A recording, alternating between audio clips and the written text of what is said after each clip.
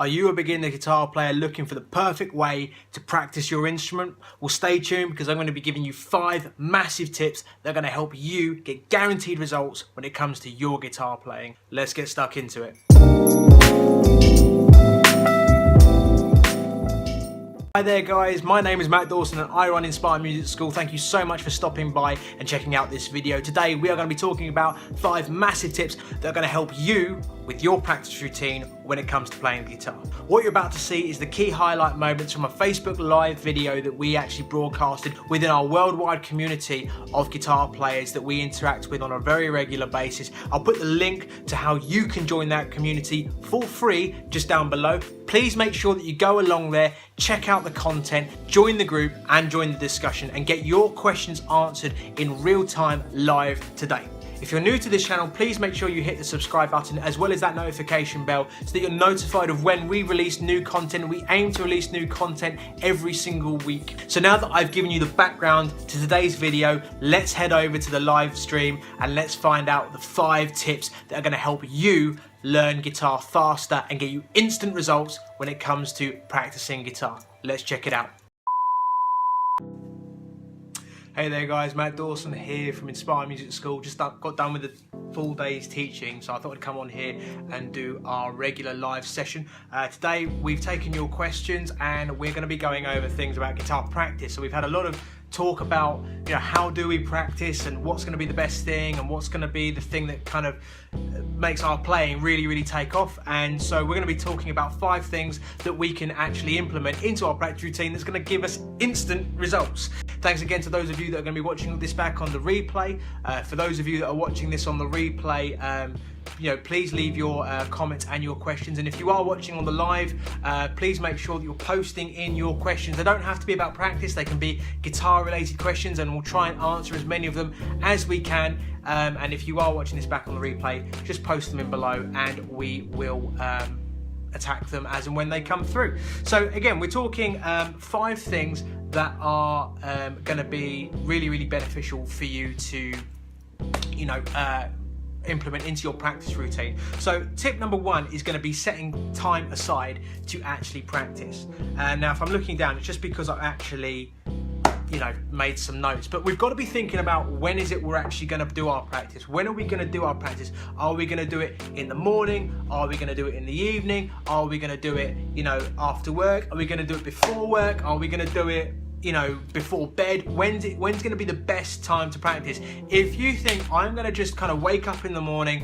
and I'm going to go, I wonder how I'm going to practice and I wonder what my practice is going to look like today, you're probably not going to get much done. If you've got a plan for your practice at the moment, please, you know, like the video and just let me know in the comment section what your practice actually looks like, because you guarantee you I'm not going to be the guy with all the answers, but there's going to be someone here that you could probably help, you know, with their practice if you've got something that's really cool, that's definitely helping you. So if you've got no plan when it comes to your practice, this is still tip number 1. Tip number 1, if there's no plan to your practice, you're not going to get anything done. You're just not. It's just not going to work. You know, decide when you're going to play, decide for how long you're going to do it for. You know, if you're going to do 10 minutes of practice, you know, try and do 10 minutes of practice, structure it out. Think about what it is that you're actually going to be working on. Fred Hart, how you doing? Daily 45 minutes minimum. Fantastic. What kind of stuff do you do in your practice? Let us know. Put a comment in letting us know what your practice routine looks like. Because if we can't predetermine when it is that we're actually going to do it, then you're probably not going to get it done. You know, let's be fair. For those of you that are, you know, we've got guys from all over the world here that are tuning in.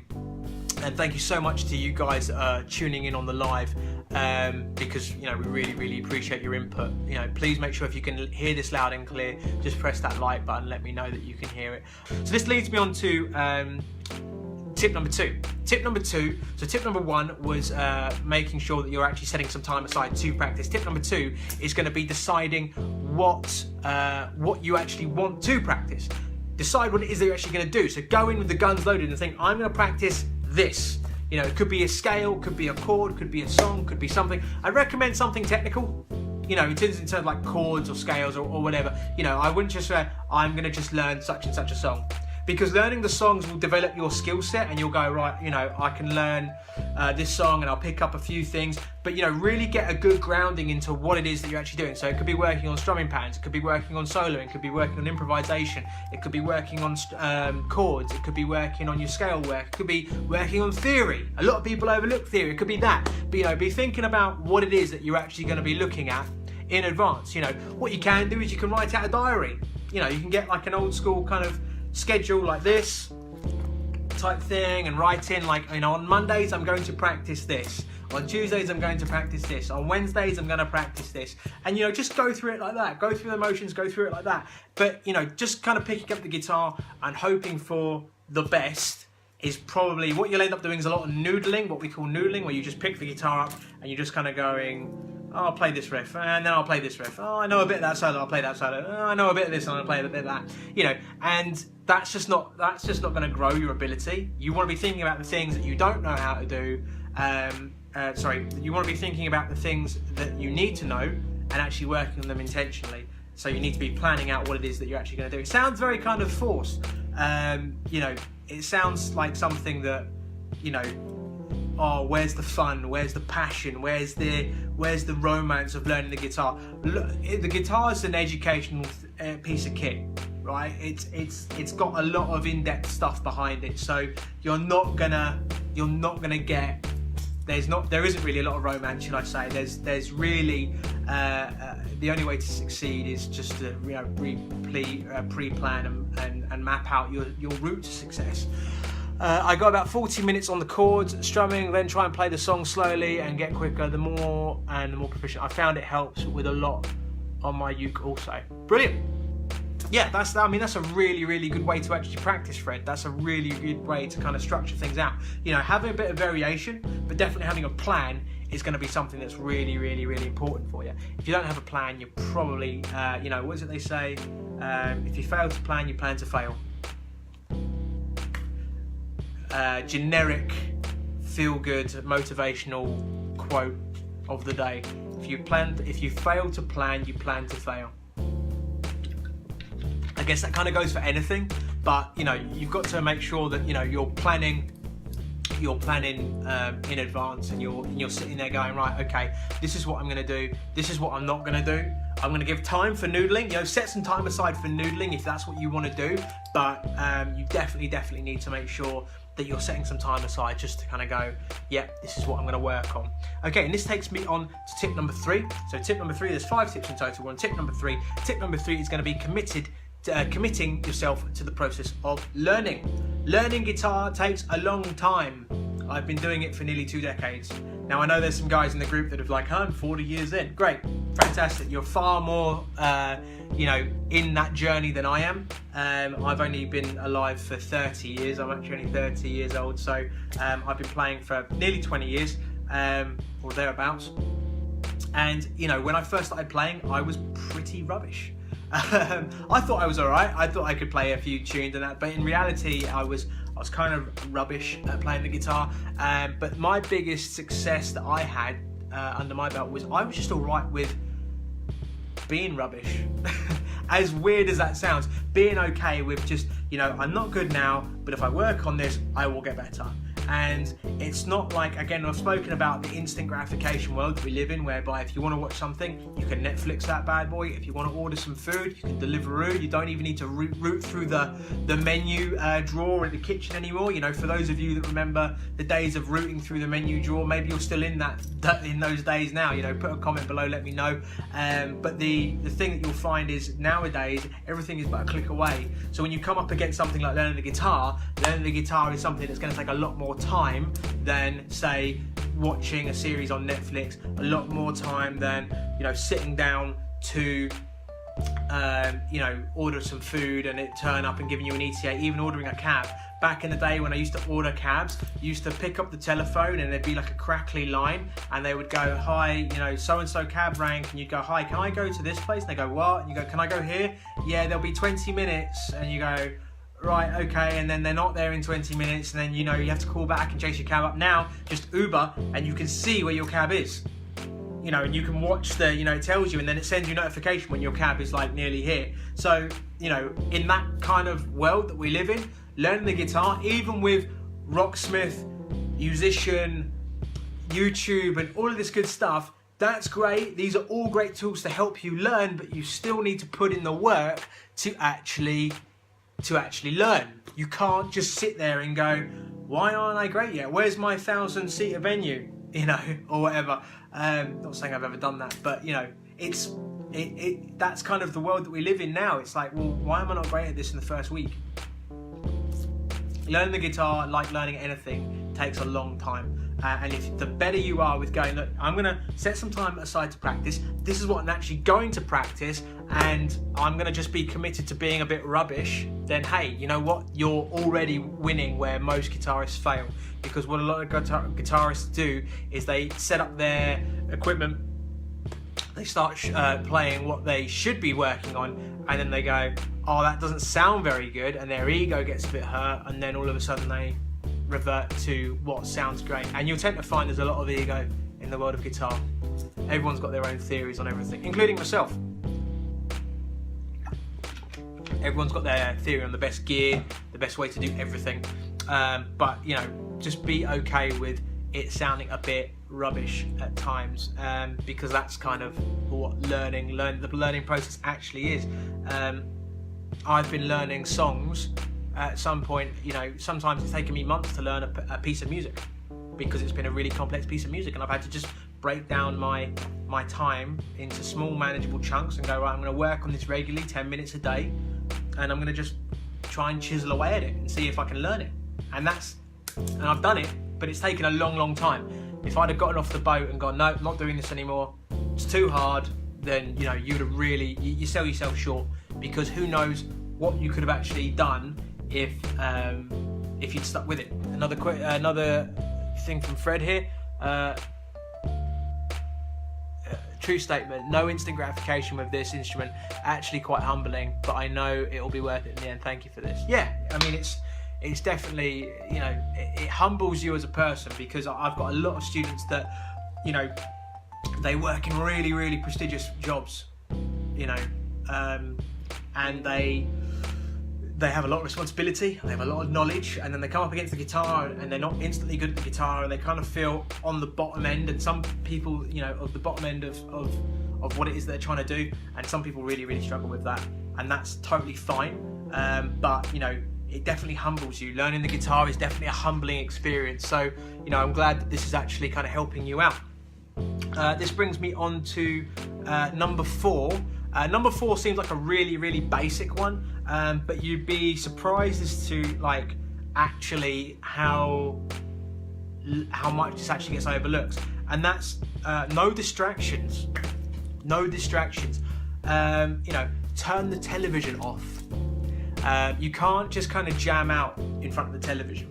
You need to set some time aside. There are students that I have that have like a room that they go to where their guitar is and their amps are, and that's kind of where they practice.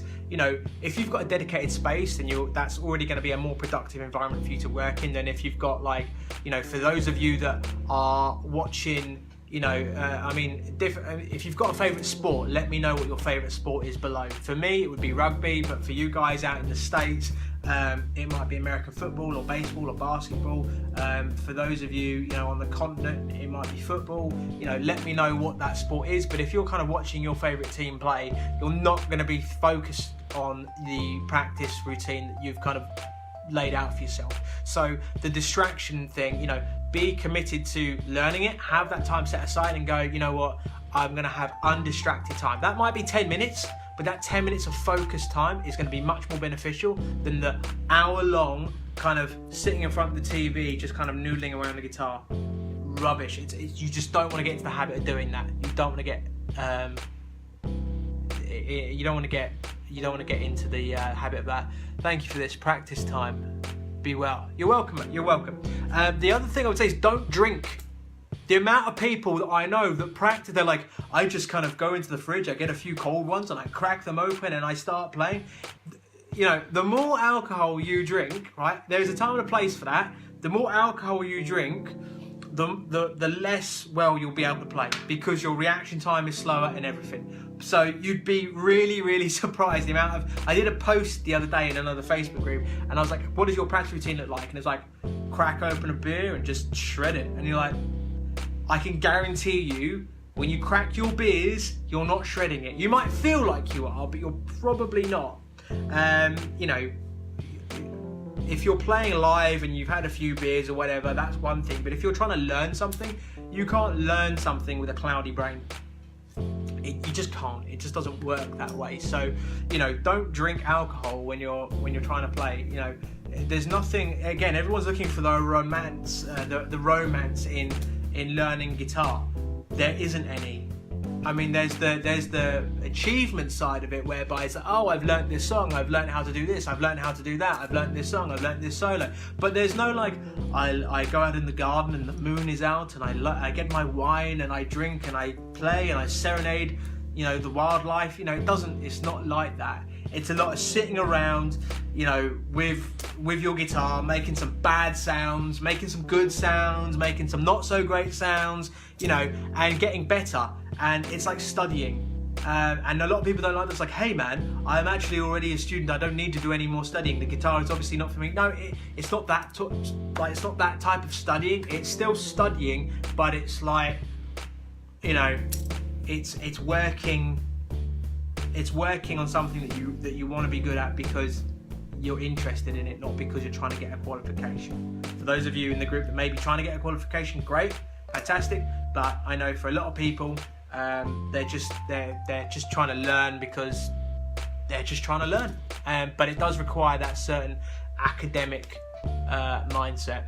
And the last thing that I would say, so let me just recap before I go into the last thing. So tip number one was, you know, making sure you put your time aside. So making sure that you're going in there going, you know, this is when I'm going to do my practice. You know, have some sort of thought as to, you know, this is when I'm going to do it. This is where I'm going to do it, you know, or whatever. But, you know, set some time aside to actually practice. Number two, you know, decide in advance what it is that you're actually going to be doing when you sit down to practice. Don't just kind of wing it. You know, if you've got a book, dog ear the page that you're working from. You know, don't move on until you're mastering that page, and then you can move on to the next thing. You know, definitely plan out what it is that you're actually going to do. Tip number three would be committing to the learning process and just being okay with it being a bit rubbish and a bit slow at times. You know, it definitely happens, and it's something that every player needs to kind of get to grips with. You know, being a bit rubbish sometimes. I've spoken about that before.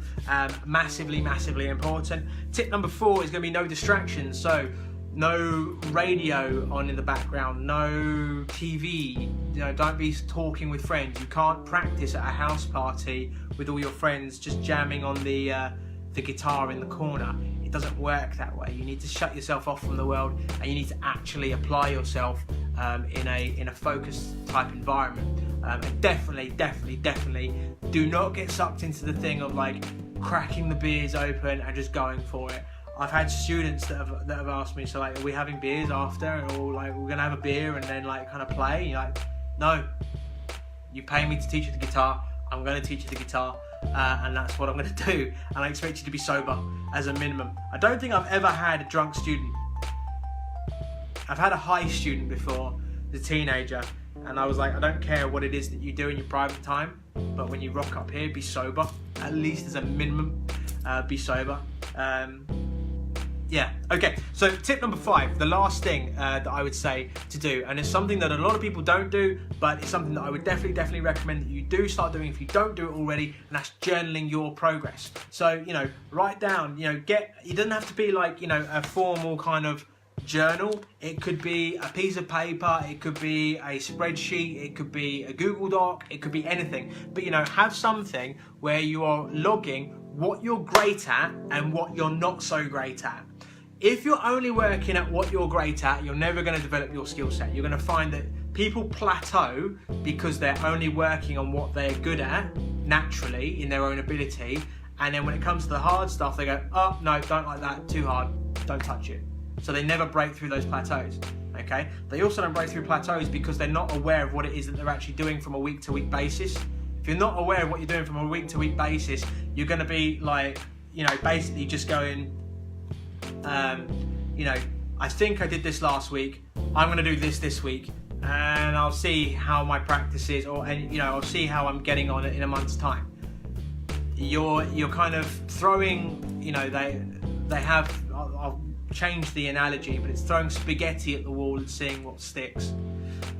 It's a different word that begins with S. You can do the working out on that, but throwing spaghetti at the wall and seeing what sticks. The thing that you'll find is if you're not logging what it is that you're doing and you're recording what's working, what's not working, and what needs to be worked on more, then you have got no track record of what you've done and where you're going. Okay, so it's almost like you become the master of your own progress, because you're going to sit there and you're going to go, right, I'm going to do this today, I'm going to do this tomorrow, I'm going to do this the next day, and this is what I did yesterday, and this is what worked, and this is what I was rubbish at. And log what you're rubbish at.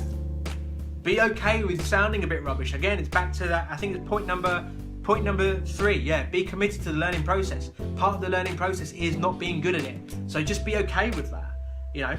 Journal what you're doing, journal what's working, make comments on what's not working, and actually log how many minutes, not hours, minutes, how many minutes you've done every single day.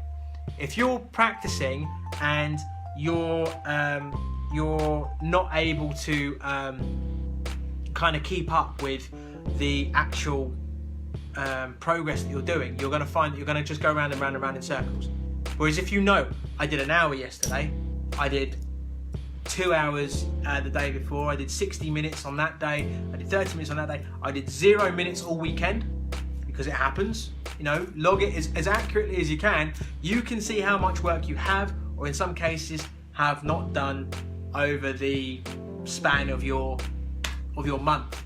And at the end of the month, you can look back and you can go, hey, this is what was great, and this is where I didn't do so well, and be okay with it. Record yourself playing. Record, video yourself. Some people are like, oh, I don't like videoing myself playing because it sounds terrible when I watch it back. It's like, well, yeah, it will. The more you do it though, you'll actually go, wow, that was actually a really good line of progression there. Look how I was playing that 6 months ago to how I'm playing it now. And you've got to be intentional about it. You've got to be. You can't accidentally get good at the guitar. There are people that are naturally quite gifted at the guitar, and those people have a really easy time when it comes to picking up rhythms and kind of just gelling with the concepts of the guitar. But everyone has to work on it, and no one is just kind of like accidentally good. They're good because they put work in. So that would be my biggest thing, to say about keeping your progress up to scratch. Journal it. Journal what's working. Journal what's not working. If you're journaling now, let me know. Put it in the comment section. Let me know what's working for you. And yeah, so just to recap, tip number 1 is going to be setting time aside. Tip number 2 is going to be deciding in advance what you're actually going to work on, so having a plan going into it. Tip number 3 is going to be committing to the learning process and being okay with it sounding a bit rubbish. Tip number 4 is going to be no distractions, no television, no radio, no friends, no drinking, no fun. No, I'm joking. Lots of fun, but just focused fun. And tip number 5 is going to be journaling your practice journey and making sure that you're doubling down on the stuff that you need to work on and being really, really open and honest with yourself about what's working and what's not working. Those are 5 tips, 5 massive tips that I can give you on how to practice and how to structure your practice. I hope you found it useful. Thank you so much for checking out today's video, guys. Please again, make sure that you're hitting that subscribe button and the notification bell so that you're getting notified of when we release new videos. Again, if you found this useful, please check out some of the other videos that are coming up around the screen. And until next time, guys, I've been Matt Dawson, and I'll see you later.